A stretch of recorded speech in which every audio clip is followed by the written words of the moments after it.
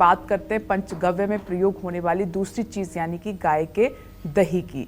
अगर आपके जीवन में भी आर्थिक संकट बढ़ता जा रहा है, हर काम में रुकावट आ रही है, आपकी शादी में देरी हो रही है, आपका वैवाहिक जीवन सुखी नहीं है, या आप पैसे और प्रॉपर्टी के सुख से अभी तक वंचित हैं, तो आपको गाय के दूध से बनी दही के कौन से खास उपाय करने होंगे, आइए पंडित जी से जान लेते हैं। पंडित जी, अभी तक तो दूध का ही महत्व हम समझ रहे थे, लेकिन क्या दही भी उतना ही चमत्कारिक है?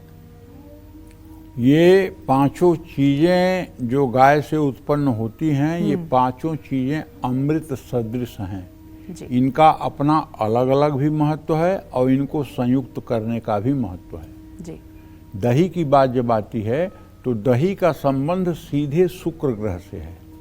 घर की आर्थिक स्थिति को सुधारने के लिए अगर सोमवार को शिवलिंग का दही से अभिषेक किया जाए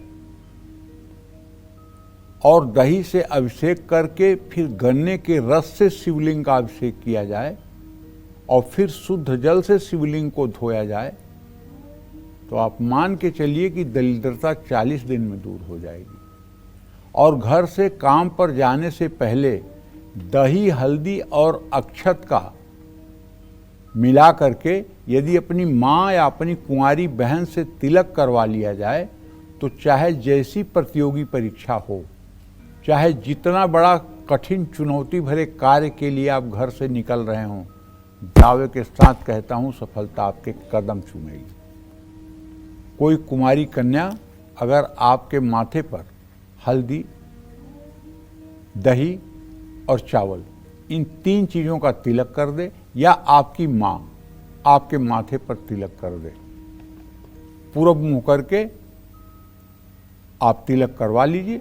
और यदि किसी विशेष लक्ष्य से आप यात्रा पर निकल रहे हैं तो तिलक करने वाले को प्रणाम करके, हाथ जोड़ करके आप घर से निकल जाइए, सफलता आपके कदम चूमेगी। यदि आप प्रतियोगी परीक्षा में जा रहे हैं तब भी आपको ये तिलक लगवाना चाहिए। कुंडली में अगर चंद्रमा कमजोर है तो दही का सेवन जरूर करना चाहिए, लेकिन हमारे शास्त्रों में रात के समय दही के सेवन को करने से बचने की सलाह दी गई है। सूर्यास्त के बाद दही का सेवन नहीं करना चाहिए, इससे कहते हैं कि माँ लक्ष्मी रुष्ट होती हैं। जिनकी शादी नहीं हो रही है वो लगातार 40 दिनों तक थोड़ी सी दही पानी में मिला करके अगर स्नान करें और थोड़ी सी हल्दी भी मिला लें तो उनका वैवाहिक जीवन अच्छा हो जाएगा।